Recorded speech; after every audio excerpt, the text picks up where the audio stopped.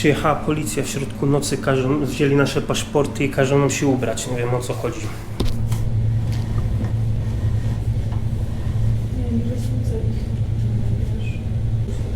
A ja na wypadek jakby nas czepali, wiesz.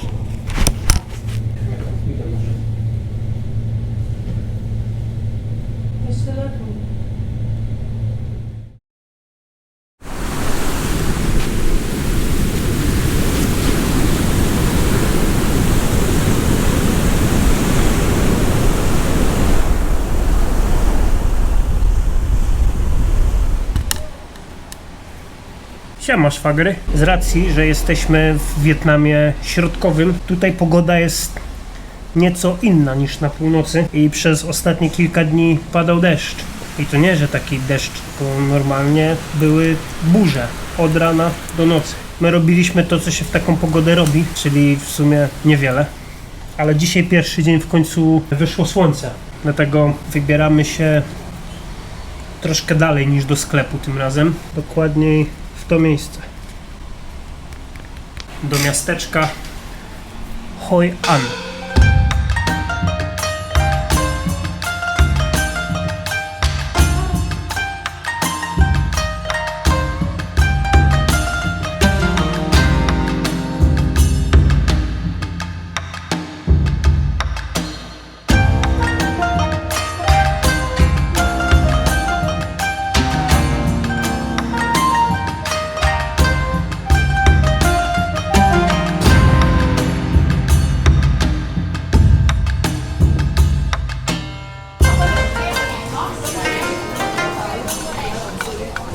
Bardzo turystyczne miejsce, jak się okazuje, no ale nie ma co się dziwić. Ja poczytałem troszkę na temat tego miasta. Hoi An wpisane jest do rejestru zabytków, tego światowego rejestru zabytków UNESCO. Dzięki komu jest na tej liście? Dzięki panu Kazikowi. Kazik. Tak, to Kazik, aka Znachor, był polskim architektem i po wojnie wietnamskiej został poproszony przez UNESCO o przyjazd do Wietnamu i o odnawianie zabytków po wojnie wietnamskiej. I najśmieszniejsze jest to, był pierwszym białym, którego ludzie z tego miasta w ogóle w życiu zobaczyli. Asia sobie kupiła garsonkę i już jest proper Wietnamką. Bo ja wiedziałam, że musi być jakiś argument za tym, że te wszystkie mamy w tym chodzą. I ja już wiem, co to jest za argument. Są po prostu mega wygodne. Kurde, ja też chciałem sobie kupić garsonkę, ale nie ma moich rozmiarów. No, także Kazik jest sławny. Oni mieli to miejsce zburzyć, a Kazik tutaj totalnie przez przypadek się znalazł. Był w morzu popływać, tak zaczął tu łazić i mówi: o kurwa, ale miejscówka. No i przez czysty przypadek miasto Hoi An zostało jakby jednym z ikonicznych miejsc Wietnamu, więc jest bohaterem. Szacun.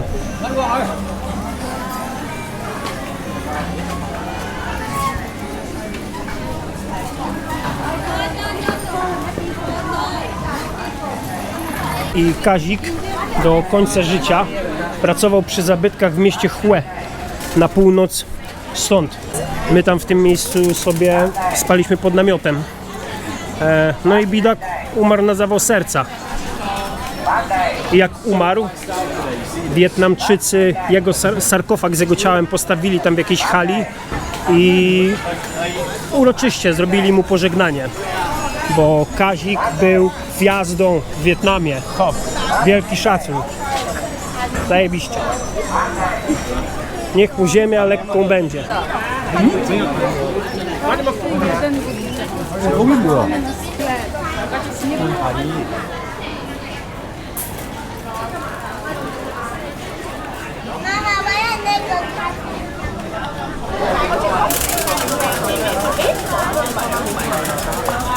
Zobaczcie, ile tu jest ludzi. Bardzo dużo ludzi. I to wszystko dzięki Kazikowi.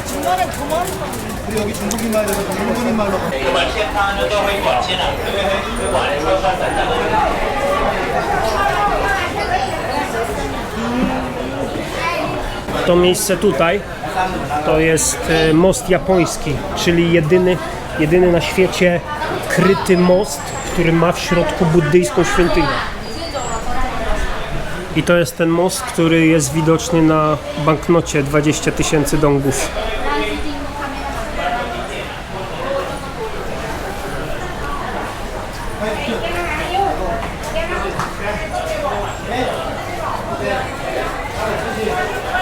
No i właśnie dlatego tam jest tak dużo ludzi, którzy sobie robią zdjęcia z tym mostem. No ale nie ma się co dziwić.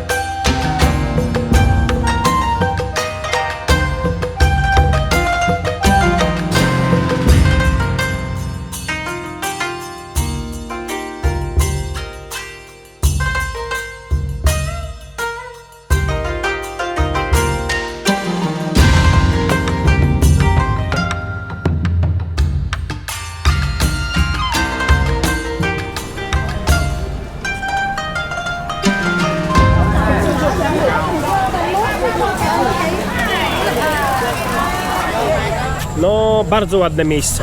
Chociaż aż takiego tłumu to się nie spodziewałem. Wiedziałem, że jest popularnym miejscem na mapie turystów, ale wow, nie aż tak. To jest najbardziej z tych wszystkich, które widzieliśmy do tej pory. Tak wielu turystów w jednym miejscu jeszcze do tej pory nie widzieliśmy. No, trzeba się przeciskać i uważać na kieszonkowców w takich miejscach przede wszystkim. No i jak to w takich miejscach bywa, trzeba się odganiać od ludzi, bo tu co chwilę ktoś podchodzi do ciebie i no chce ci coś sprzedać. Ty tam możesz sobie... we already did. Thank you. No i tak w sumie cały czas. No i wiesz, jak mówisz, że nie, no to focha strzelają przeważnie tacy ludzie. No niestety uroki takich miejsc są takie, że trzeba się odganiać od tych ludzi. Thank you, thank you, thank you, thank you.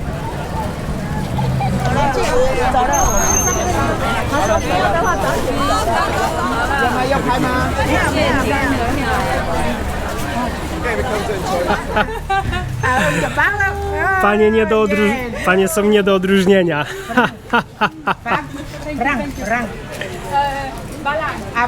Balan.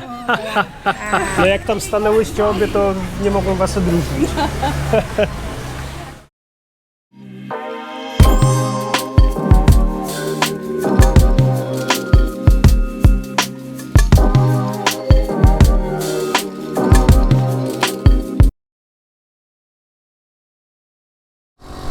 No i co tym razem? Łańcuch tym razem. Normalnie łańcuch tym razem. Ale on Co? Spadł z zębatki? wygląda jakby spadł z zębatki, no. Jak przerzucałeś biegi, Patryk. Faktycznie, że spadł. No spadł albo się zerwał, no to tym razem nam się zepsuł łańcuch.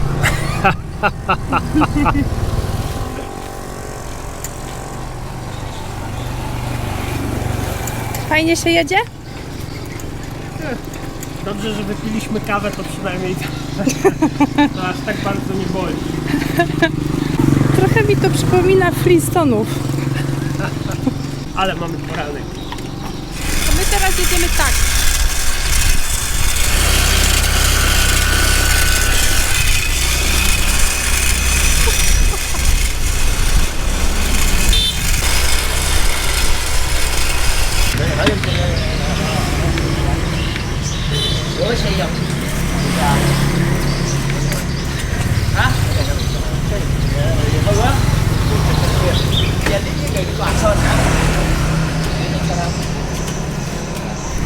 Dobra, na szczęście łańcuch nie pękł i chłopaki naprawiły nam to za darmo. Zajebiście. Dzięki wielkie. Tak. Naprawili to, co zepsuli nam policjanci. A, bo ja nie omówiłem o tym, co policjanci zrobili w nocy. To zaraz powiem.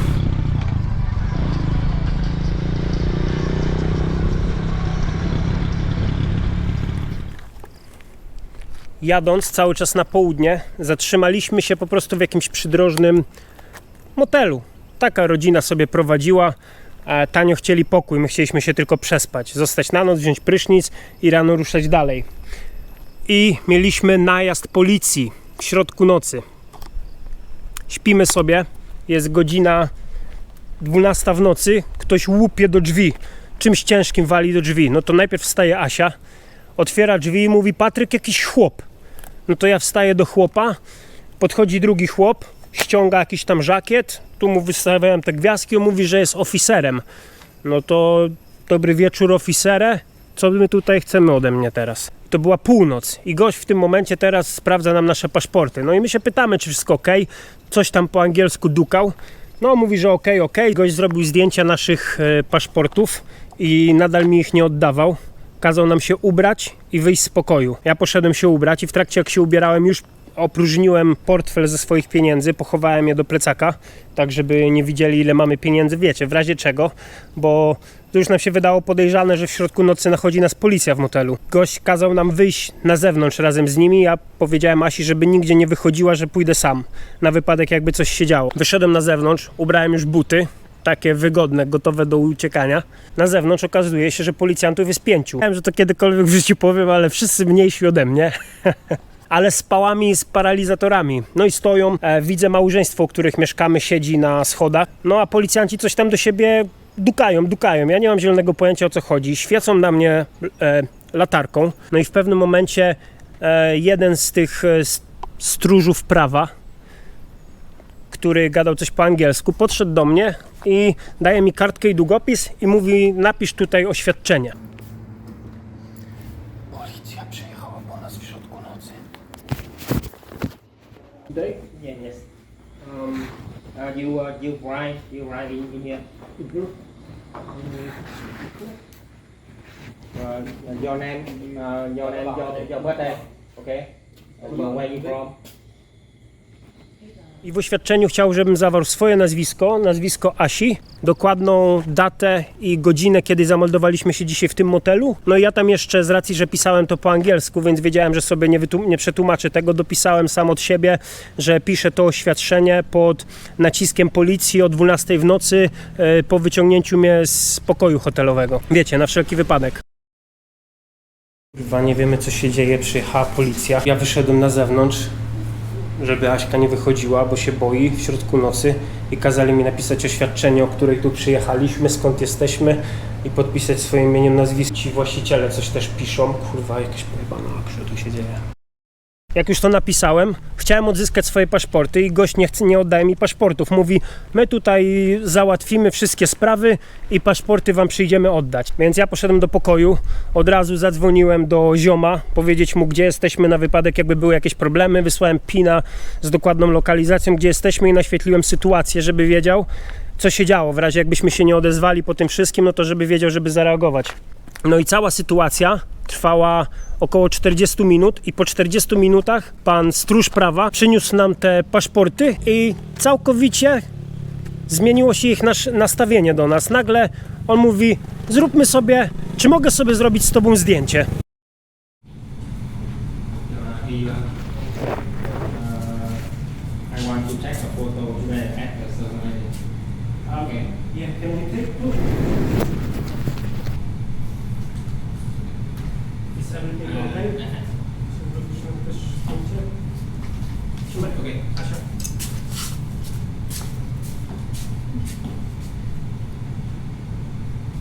Thank you very much. Have a good night. Good night.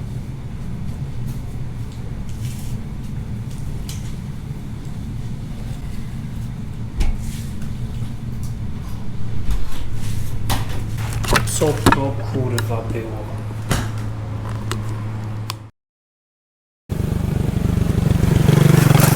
I wiecie, i zrobił sobie ze mną zdjęcie. Już nagle nie byli poważni, wzniośli stróże prawa, tylko już byli zwykli panowie, którzy się uśmiechali i się cieszyli, że mogą sobie zrobić ze mną zdjęcie. Tu macie to zdjęcie. Zobacz na moją twarz. Ja tutaj miałem error systemu, bo ja nie wiedziałem, w czym ja właśnie biorę, kurde, udział, nie? Tutaj ewidentnie widać, że ja miałem takie, że się blaszki mi nie spiknęły w głowie. I wiecie, po takiej akcji noc już nie przespana. No i tak analizowaliśmy całą tą sytuację, zastanawiając się, co mogło być powodem, że nas wywlekli. Jeśli nie wiadomo o co chodzi, Tak. wiadomo o co chodzi. Bo oni nam nie powiedzieli, o co chodzi. Totalnie nam nie wytłumaczyli. Oddali, zrobili sobie zdjęcie i życzyli, kurde, słodkich snów. Więc wydaje nam się, że po prostu przetrzymywali całą sytuację tak długo. Pewnie nadzieję, że my się wystraszymy i wyjdziemy do nich z łapówką, żeby nam oddali nasze paszporty za pieniądze. Co się oczywiście nie wydarzyło. Co się ogólnie tutaj zdarza w Wietnamie, że biali dają łapówki, ale my im tej łapówki nie daliśmy. Ja wszystkie pieniądze pochowałem, ja nie mam pieniędzy. I rano zapytaliśmy się właściciela, o co chodziło, i zapytaliśmy się go wprost, czy chodziło o łapówkę. No i właściciel powiedział, że nie, że to nie chodziło o łapówki, że to był taki, jak on to powiedział? Rutynowa procedura. Tak, taka jakaś rutynowa procedura, tak, że oni tak co jakiś czas przyjeżdżają i sprawdzają hotel. Tylko że sprawdzali tylko nas, a my wiedzieliśmy, że goście byli obok nas, na górze byli jeszcze jacyś goście, więc tak naprawdę wyciągnęli tylko nas z pokoju i nam nie chcieli oddać dokumentów. Pierwszy raz spaliśmy w takim guest house'ie tak naprawdę, więc może Tak. to też się przyczyniło do tego, że mieli, jak daliśmy im jakby No tak, pole do popisu. no tak, no bo to był taki guest house, nie taki hotel, gdzie są kamery, gdzie robią zdjęcia twoich paszportów, tylko to był taki zwykły guest house, urodziny, tam nie było żadnych kamer, świadków, po prostu wpadli nam na pokój o północy i nas z niego wyciągnęli. W takich sytuacjach trzeba pamiętać, żeby się nie dać ponieść emocjom, bo oni też mogą tylko czekać na coś takiego. Więc trzeba spokojnie z nimi rozmawiać, wykonywać polecenia, a uwierzcie mi, w rozmowie z policją ja nie jestem odpowiednią osobą, która powinna negocjować. No ale tutaj jednak nie jestem u siebie na ziemi, a gość miał mój paszport, więc jakby mi nie oddał paszportu, to mogłaby być tragedia. Dlatego trzeba zachować zimną krew i po prostu spokojnie z nimi robić, wykonywać polecenia, odpowiadać na pytania. Halo? Halo? Tutaj się wtrącę. Bo od tej sytuacji minęło już parę dni i wartałoby coś dodać w tej sprawie. Przez kilka dni zastanawialiśmy się, czy nie zadzwonić do ambasady, do polskiej ambasady w Hanoi. No już generalnie mieliśmy wybrany numer i już rozmawialiśmy między sobą, o czym będziemy gadać i o co będziemy pytać, bo tak naprawdę dowiedzieć się od ambasady, jak powinniśmy się w takiej sytuacji zachować. No my zostaliśmy bez odpowiedzi i cały czas to w naszych głowach się działo, bo nie wiedzieliśmy, co tu się do cholery od Janie Pawliło. Zacząłem szukać informacji na Reddicie i okazało się, że ktoś miał podobną sytuację do nas z wynajmowaniem Airbnb. Po prostu policja o 12 w nocy do kogoś przyjechała, podczas kiedy ktoś wynajmował dom. Ja nie wiem też, czy to jest prawda, po prostu do takich informacji się dogrzebałem. Obcokrajowiec, który przyjeżdża do danego miasta, powinien iść, zgłosić się na posterunek policji, że jest gościem w danym mieście, żeby policja miała do tego wgląd. Od pewnego czasu robią to za nas hotele. Jak przychodzisz do hotelu, oni skanują twój paszport, robią zdjęcie i wysyłają na posterunek policji, żeby policja wiedziała, że tutaj jesteś. I pan, u którego mieszkaliśmy, tego nie zrobił. No a to wspominałem o tym, że nie zeskanowali naszego paszportu. I policja się o tym dowiedziała i przyjechała na interwencję, można powiedzieć. I na Reddicie pisali też ludzie, że też kazali im podpisywać jakieś tam oświadczenia, tylko że ludzie mówili, że oni to pisali za nich i nie chcieli podpisywać czegoś, czego nie potrafią przeczytać, bo pisali po wietnamsku. No mi pan kazał to napisać, tak jak mówiłem wcześniej, co napisałem, tylko, no bo tu chodzi o to, że ktoś podkablował na policję, że my tam przyjechaliśmy, a oni nas tam nie zgłosili, dlatego oni przyjechali na interwencję. Wiecie, u nas za komuny też był problem, że sąsiad sprzedaje sąsiada. Ludzie patrzą na mnie jak na wariata, jak gadam do kamery. W sumie teraz też nie jesteśmy pewni, czy to chodziło o to, bo jednak przez 40 minut nam paszportu nie oddał. Wystarczyło, że zrobi zdjęcie, omówi sobie z panem, że pan tam unika płacenia podatków. Jeżeli interwencja była faktycznie do niego, to dlaczego kazał nam się ubrać, wyjść z pokoju w środku nocy i przetrzymywał nasze paszporty. Ja nie mówię, czy to jest prawda, czy nie. Chciałbym tylko dać szerszy obraz całej sytuacji z tego, co doczytałem, bo jednak nikt nie raczył nam wytłumaczyć do samego końca, o co chodzi. Trochę nas to uspokoiło, co przeczytaliśmy, ale jaka była prawda, nie wiemy. My w ogóle jesteśmy w jakimś mieście, nie wiemy gdzie, gdzieś w Wietnamie Południowym. Ludzie tutaj patrzą na nas z taką pogardą, że po prostu stąd nikt się nie uśmiecha, każdy taki jest taki... No, spierdalamy stąd.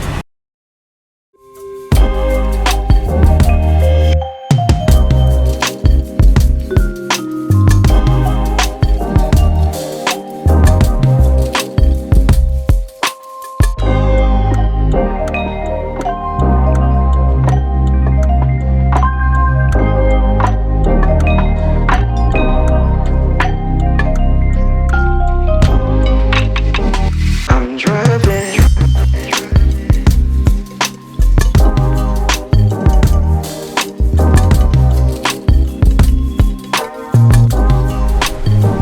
I'm driving.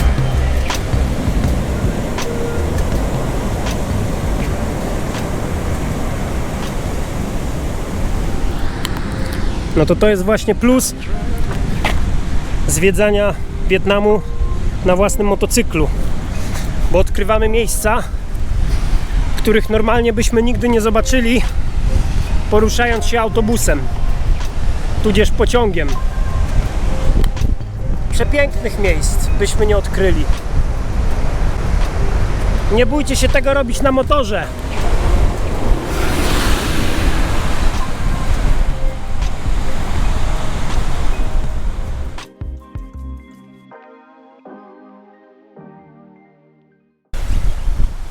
Asia poszła zapytać pana, co tutaj hodują, bo wzdłuż całego wybrzeża są właśnie takie miejsca z kręcącymi się wiatrakami jak tam, i poszła się zapytać, co tam po prostu jest.